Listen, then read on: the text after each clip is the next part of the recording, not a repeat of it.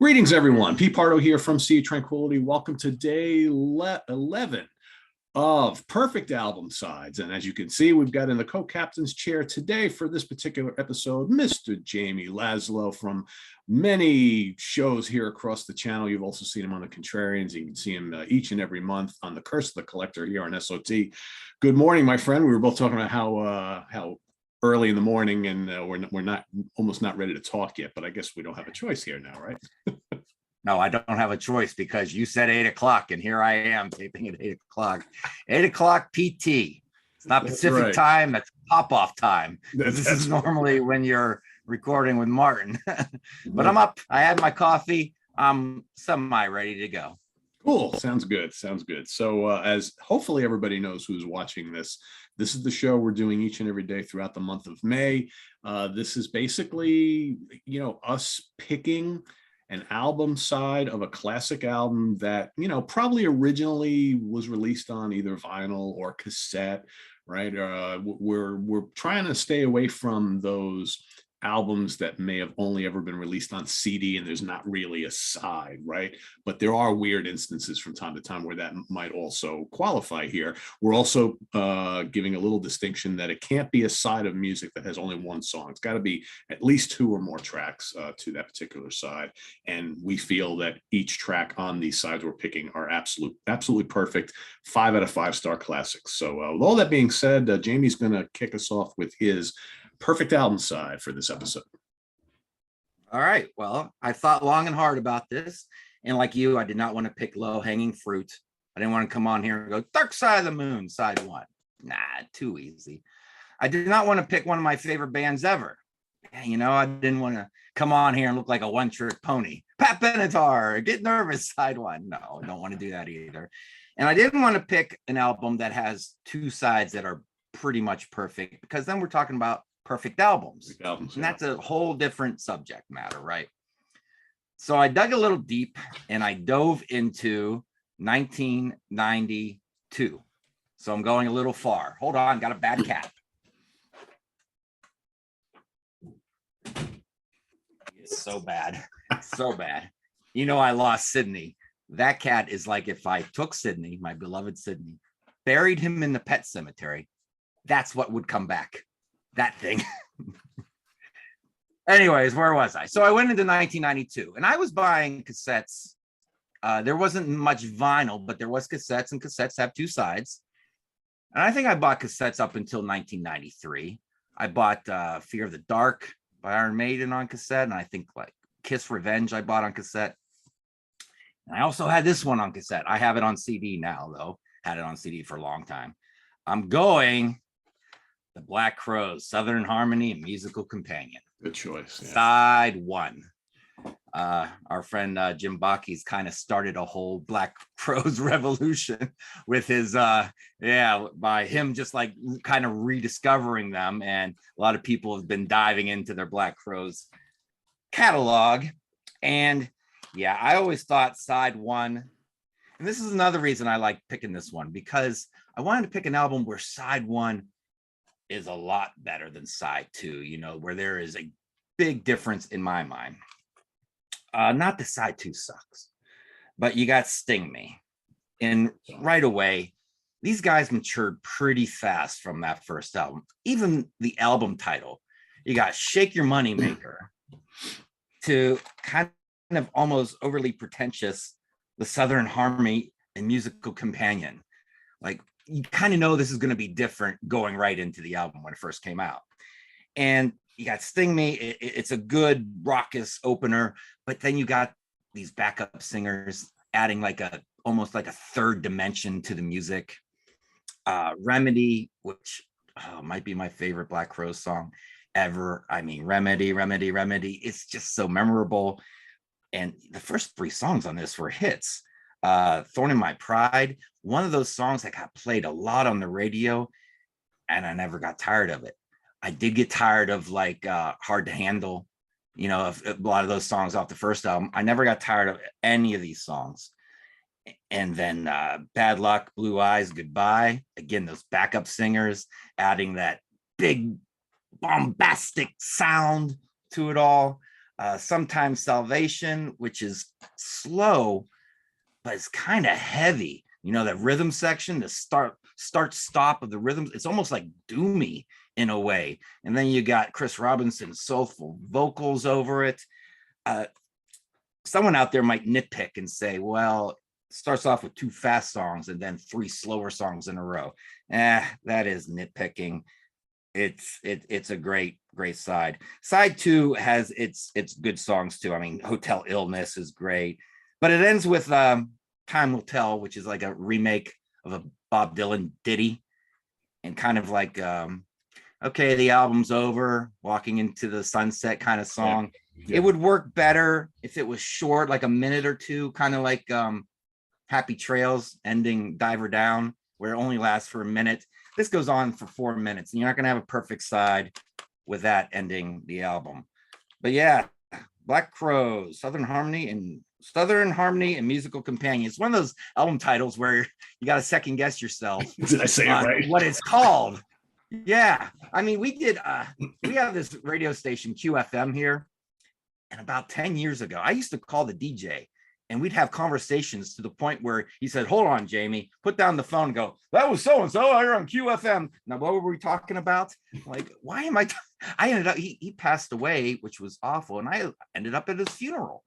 But he did 5 o'clock every weekday. He did the 5 o'clock classic. They might still be doing it. I haven't listened to the radio in 5 years, where they pull out an archive. And I used to request, why don't you do this, Joe? Why don't you do that, Joe? He's like, we're just going to have Laszlo week where you pick all the songs. And then he recorded me like, you know, in the morning, late morning, and I would talk about the song, and he would put me at the end of the song.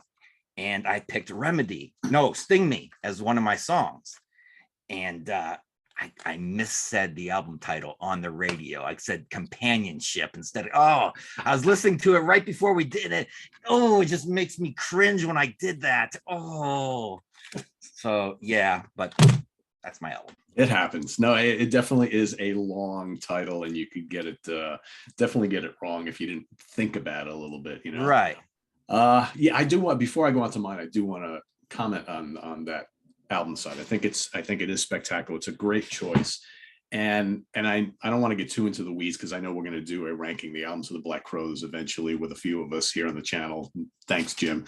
But I have found recently, because I've also been going down the rabbit hole of the Black Crowes, that while most people, I think, maybe early on, maybe over the years, have looked at that debut as like, all right, that's the classic Black Crowes album. The more I'm like really listening to the rest of the catalog, I find that I might like that one towards the bottom, because I think it's like not really representative of where they went to as a band shortly after that. It's like that first album, it's like, all right, we love the Stones, we love Humble Pie, and we love the Faces, right?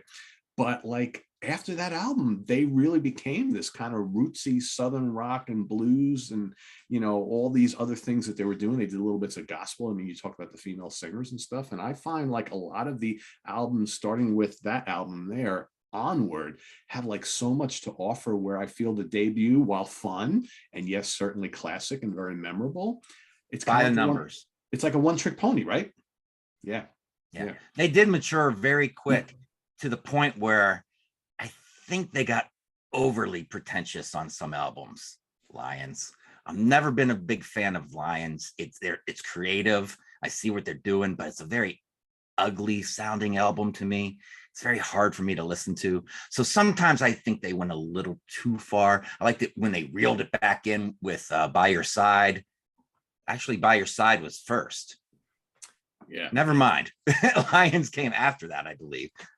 Well, Lions, I mean, I was just listening to the Lions the other day, and it's like we're very angry, a lot of fuzz, and it's just like, you know, them trying to, you know, and maybe that has a lot to do with the time it came out. But like I was listening to, was it Warhead a week or so ago? But Warpaint, sorry.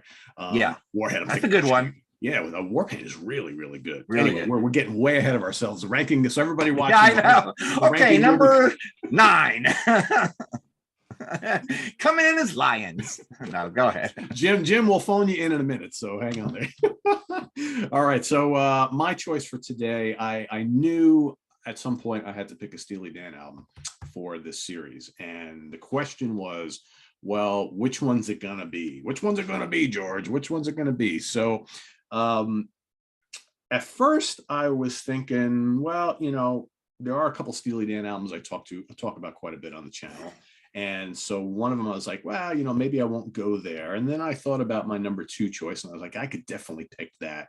But then I'm like, and I paid close attention to what a lot of people have chosen in the comments of these videos. So I was like, well, a lot of people have chosen that album and that side already. So let me take another look. So it all came down to, I went back to my favorite Steely Dan album and I looked at both sides, and I love this album to death. And one side for me is full of drop dead 5 out of 5 star classics. And then side B, I love a lot too, but one of the tracks may not be a 5 out of 5, maybe a 4, right? So right there, I was like, all right, I think I've figured my album side here. So I'm going to go from 1976. I'm going to go with side A of The Royal Scam.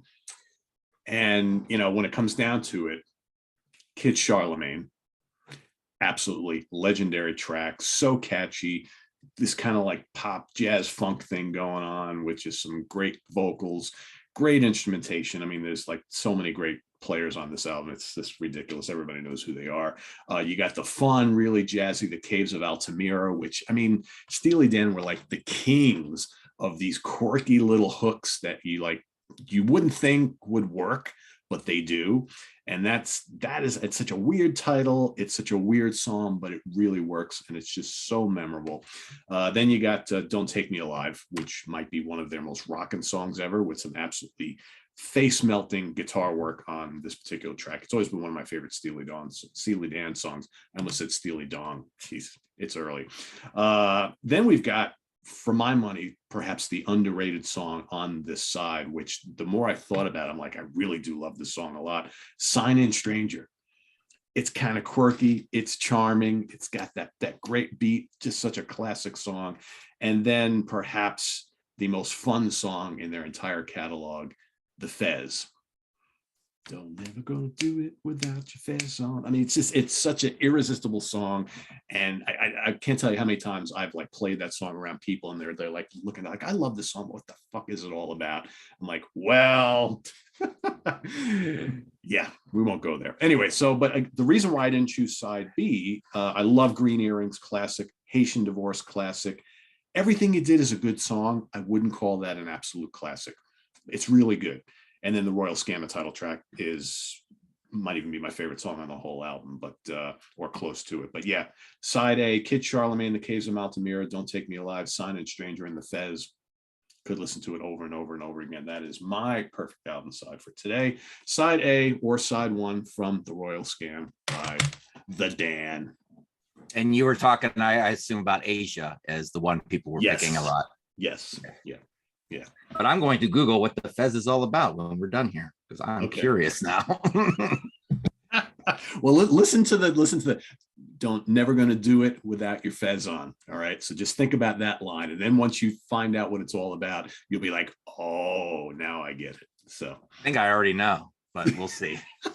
The funny thing is, for the longest time, I had no clue. I've famously talked about on the channel here that I don't read into lyrics. I'm not really a lyric guy. I just take them at whatever they are. And I'm like, okay, I get it, or I don't. And I don't really dive in. There are people who pour into lyrics and they want to know what the artist is getting at and all this kind of stuff. I generally don't give a shit for the most part. And for the longest time, I was always like, at the Fez, I don't know, it's just kind of a silly song, whatever. And then not even that long ago, maybe 2 years ago, it came up in conversation somewhere where we were talking about the band, the catalog and songs. And I was remarking on how silly the song is. And whoever I was talking to was like, well, you know what that's all about, right? I'm like, yeah, not really. I never really gave a shit. I know it's kind of quirky and weird. And they told me, and I'm like, oh, well, that's interesting. Okay, totally makes sense. But it's really indicative of the lyrical style of Donald Fagen, right? Who just kind of these wordy kind of things that like maybe on the surface don't mean a hell of a lot, but if you just spend a little bit of time, which ironically I don't, you could kind of figure it out. So once you'll get a laugh once you figure out once you see what this song is all about. So, all right. Yeah, so there you have it, everybody. Another episode of Perfect Album Sides. I want to thank Jamie for getting up and joining us very early on the Zoom here today on a Wednesday morning, right? So what do we got coming up here on Wednesday? So it is Wednesday, so it's new album review day today here on the channel. It is, of course, What's Hot with Sea of Tranquility Day. Just to give you an idea of what's coming up, I should be getting to all of these today. We've got brand new Robin Trower, Envy of None featuring Alex Lifeson, Ann Wilson, and I think that this will probably be coming up next week, but we've also got this cool new album here, which is what's this called again? Guild of Others. So and who told you about that album there, Pete? You right there, my friend. So yeah, so some interesting stuff coming up. Got other odds and ends too that I'm hoping to get to over the next week or two. So lots of things coming out of late. And there you have it, everybody. So please make sure you subscribe to the channel if you haven't already. Click on that notification bell so you get alerted of all of our content. And we also have down below, we've got the links to our Ko-Fi page, the links to our merch page, and of course our webzine, which is fastly approaching 24,000 reviews on the internet for 21 years. So yeah, crazy. It's crazy, crazy, crazy. So for Jamie Laszlo, I am Pete Pardo. Tune in tomorrow for another episode of Perfect Album Side. And till then, be good, everybody. Take care. Bye-bye.